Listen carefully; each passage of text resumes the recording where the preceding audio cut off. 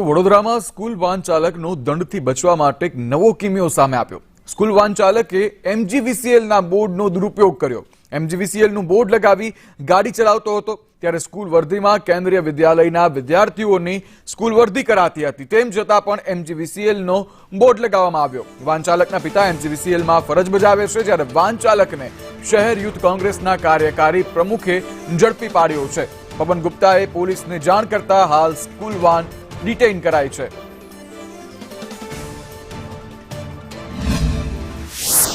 હવે સ્કૂલ વર્ધી વાહન ચાલકો પણ નીત નવા કિમિયાઓ અજમાઈ રહ્યા છે, જેમ બુટલેગરો અજમાઈ રહ્યા છે તેવી જ રીતે આજે MGVCLના બોર્ડ સાથેની ગાડી કેન્દ્રીય વિદ્યાલયના વિદ્યાર્થીઓને લેવા મૂકવા માટે વપરાય છે, જેનો પદાર્થપાસ કોંગ્રેસના અગ્રણીએ કર્યો હતો। શું ઘટના હતી, કઈ જગ્યાએ બન્યું ને શું થયું? પછી વડોદરા શહેરના હરની વાળસિયા રોડ પર વોર્ડ નંબર 4 ની કચેરીની બહાર જ્યારે હું ઊભો હતો ત્યારે મારી નજર એક ઇકો ગાડી પર પડી, જે ગાડીની આગળ MGVCLનું બોર્ડ મારેલું હતું। એ ગાડીના અંદર કેન્દ્રીય વિદ્યાલયના વિદ્યાર્થીઓ બેઠા હતા અને MGVCLનું બોર્ડ મારીને એ ગાડી સ્કૂલ વર્ધીમાં વપરાઈ રહી હતી। ત્યારે મેં તકેદારી કરીને અને એ ગાડીને રોકવા માટે આગળ ગયો।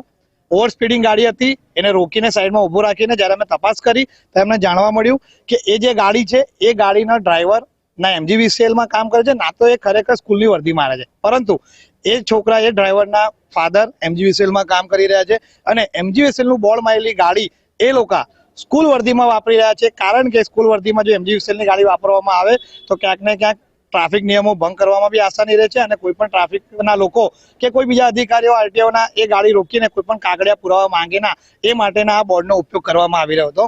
ત્યારે અમે પોલીસને જાણ કરીને અને પોલીસને એ ગાડી અને ડ્રાઈવર આપી અને આગળની યોગ્ય કાર્યવાહી કરવા માટેના પગલાં ભરવાની જાણ કરી છે। બેનામી જે એવા લોકોને ઝડપી પાડવા જોઈએ, જેથી કરીને અન્ય વાહન ચાલકોને તકલીફ ના થાય અને બાળકોને પણ સુરક્ષિત રહે। હિરેન મોદી, સંદેશ ન્યૂઝ, વડોદરા।